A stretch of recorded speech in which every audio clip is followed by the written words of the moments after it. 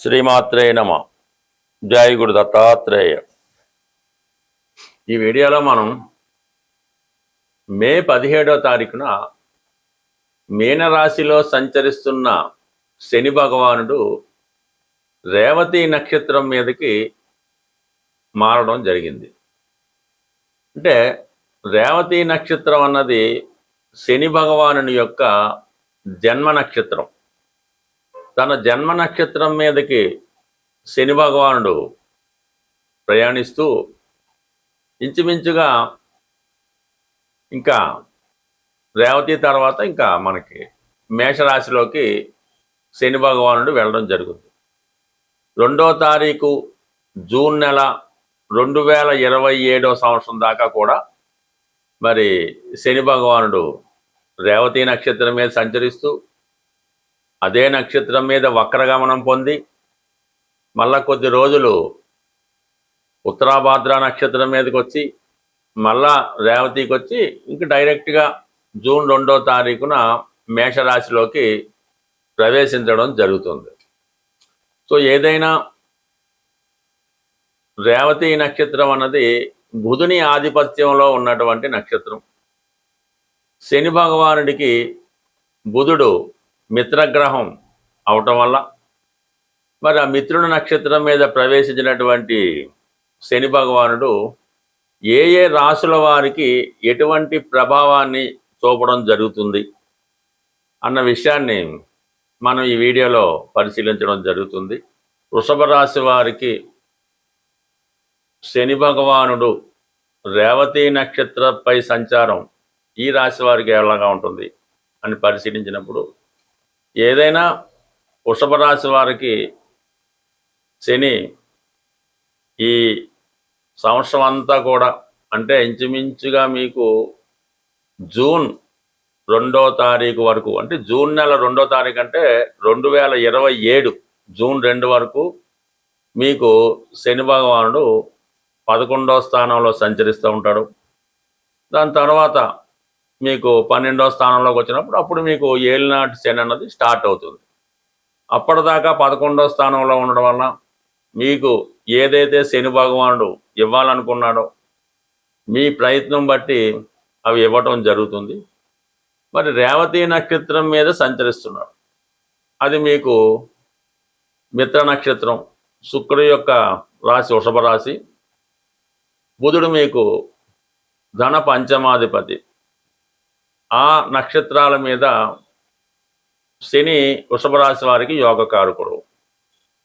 అందువలన ఏంటంటే కంపల్సరిగా 2వ స్థానం అంటే మీ యొక్క కుటుంబం, ఆర్థిక పరిస్థితి, మీ యొక్క వాక్చాతుర్యం, అలాగే ధన సంపాదన, కుటుంబ గౌరవం, అలాగే మీ యొక్క కంటి యొక్క ఆరోగ్యం.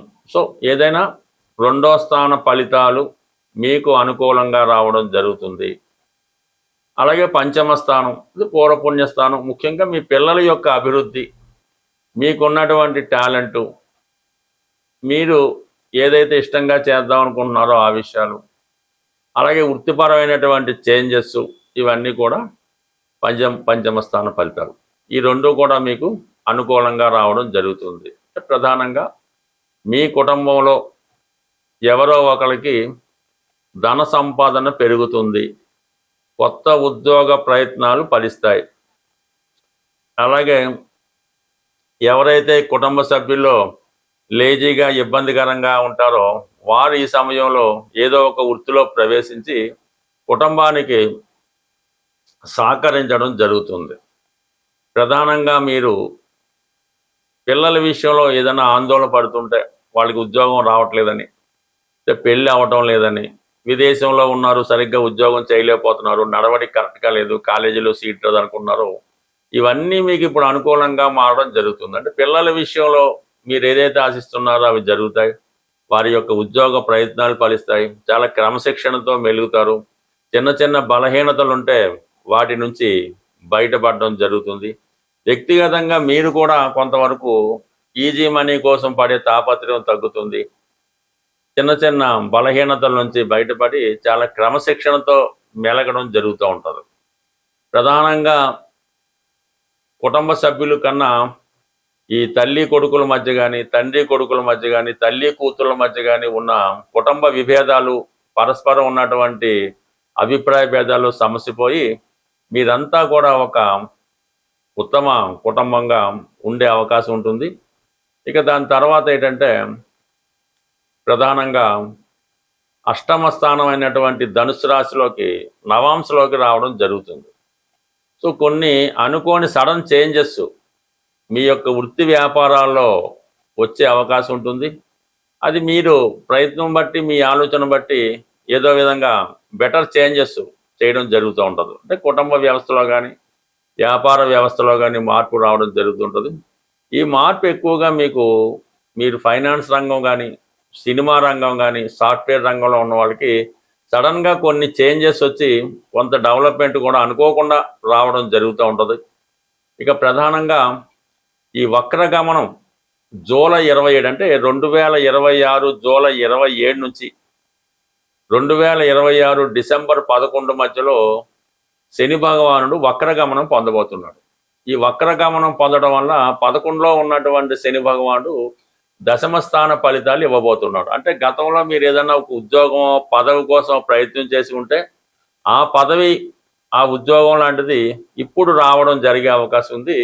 సడన్గా వృత్తిలో ఈ విధమైనటువంటి చేంజెస్ రావడం, ఇవన్నీ కూడా కంపల్సరీగా మీకు ఈ 2026 జూలై 27 నుంచి డిసెంబర్ 11 వరకు వృత్తిపరమైన చేంజెస్ అవి మీకు అనుకూలంగా ఇంప్రూవ్మెంట్గా ఉండే అవకాశం ఉంటుంది. ఏదైనా ఒకరి జీవితంలో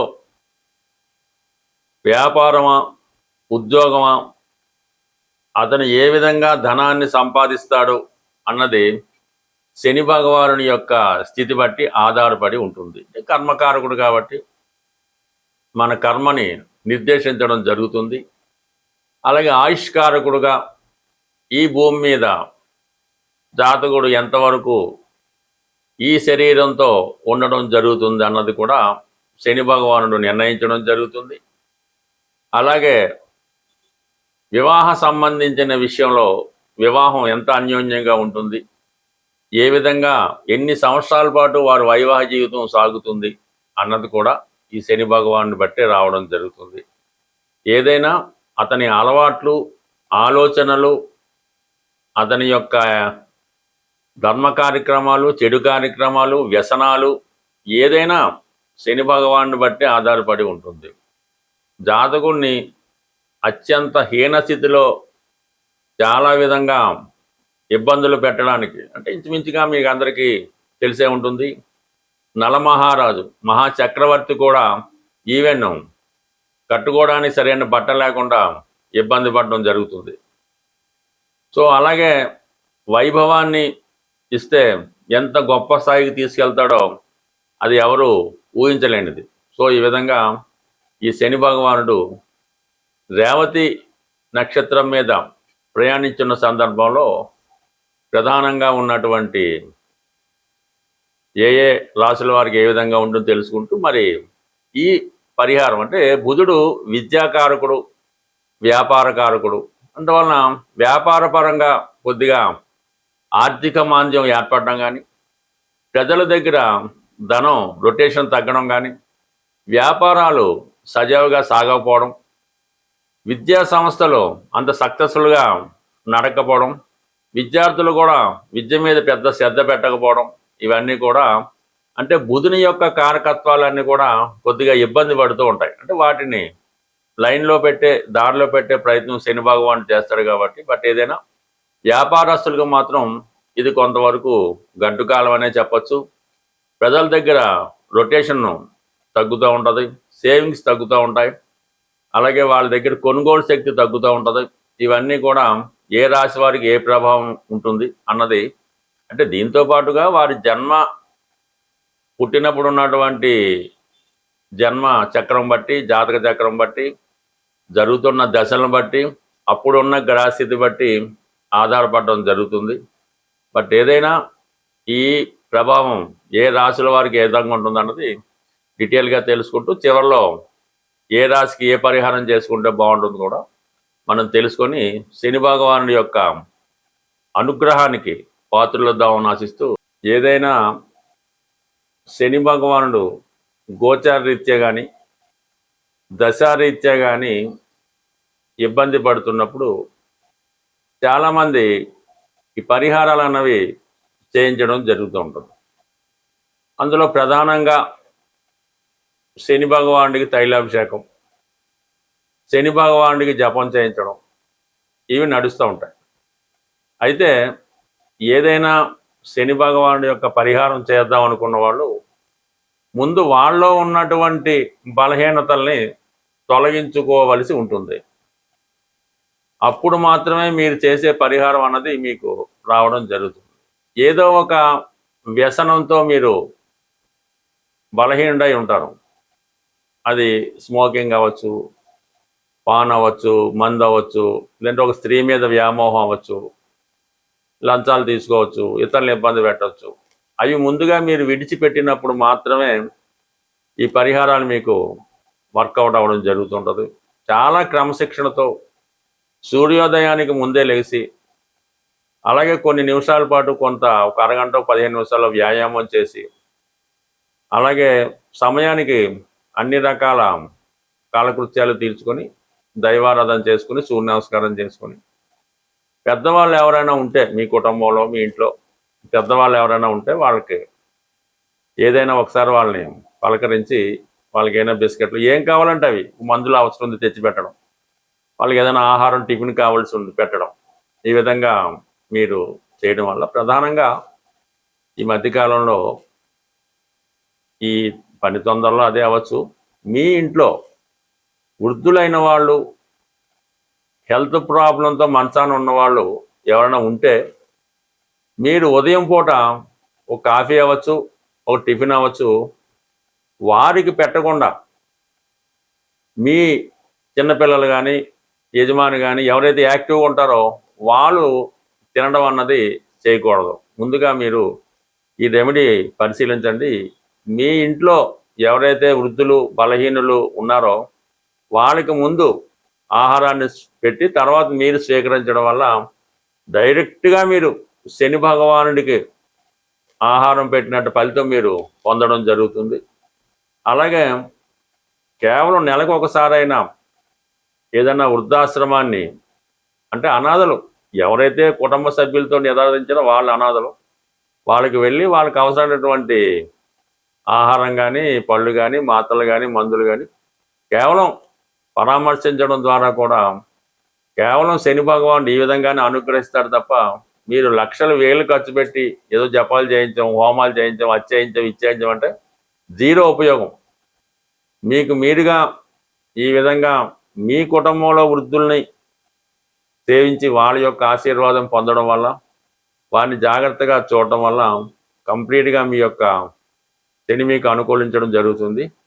శని అనుకూలించినంతగా ఏ గ్రహం కూడా అనుకూలించదు.